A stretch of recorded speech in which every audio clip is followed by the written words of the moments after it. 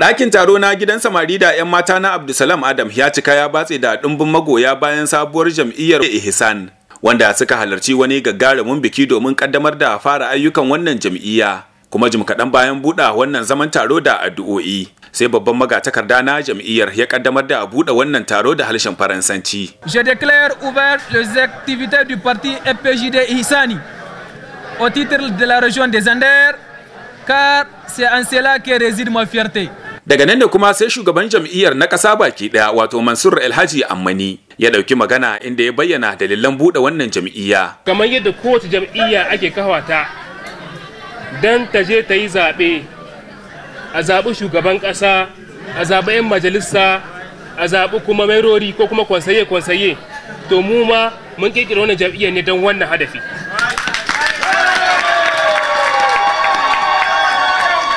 Za mu je zaɓe kuma za mu ci zaɓe. Saboda idan komi ne ba himmu iya aka yi ba, komi ne da wani wanda yake da shi mu ma Allah ya ba mu shi. Kuma sai mu ma Allah godiya, kuma akwai wasu abubuwan da Allah ya ba mu shi ko bai ba wasu ba.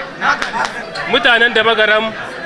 Shugaban jam'iyyar ta FRGD Ihsan, Mansur Alhaji Ammani ya kara da cewa duba da yadda kaso 80 cikin 100 na al'ummar kasar jamhuriyar Nijar matasa ne, yana da kyau a rinka damawa da matasa a fagen siyasa. Duba da haka ne yayi kira ga dukkanin al'umma na su fito kwansu da kwalkwatarsu domin amincewa da wannan jam'iyya. Zaɓuɓɓuka suna zuwa. Yau idan muka duba fiye da shekaru 20 da aka yi babban taro a ƙasar Nijar shine na Conference National. Idan muka duba wanda suke mulkin ƙasar nan su ne tun lokacin nan har yanzu suke mulkin ƙasar wannan. Kuma su ne wannan mutanen idan muka biya su kullum za mu zo mu rika tura musu mota suna binne mu da hayaki suna tahiya. Mu tura mota su binne mu da hayaki. Da wannan muka ce daga yau ya isa. Ya isa ya kare. Yau mun huto mu ma za mu yi takara, kuma ku ne namu. Yau idan aka ce zaɓe, al'umma take zaɓe. Yau ni kaɗai ba zan iya yin komai ba, mu bi ba mu iya yin komai, mu uku ba mu biyar ba mu iya yi, sai al'umma gabaki ɗaya ta ba da haɗin kai. Kuma menene mun zo neman ƙuri'a wajen ku, dama zaɓe menene ƙuri'a ce. Zaɓe yana zuwa idan Allah ya yarda, muna kwante bisa kanku ku zaɓi jam'iyyar FPJD Ihsani.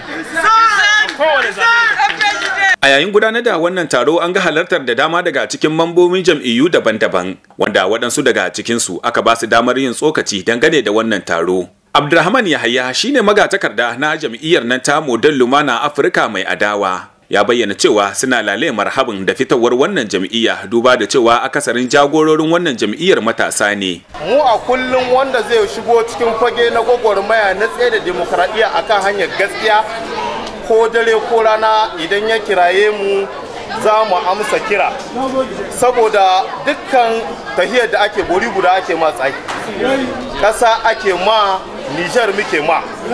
To yau Nijar lalle a cikin tahiyar da ake, kowa ya san irin tahiyar da muke, kowa ya san yadda demokradiyyar mu take tangal-tangal.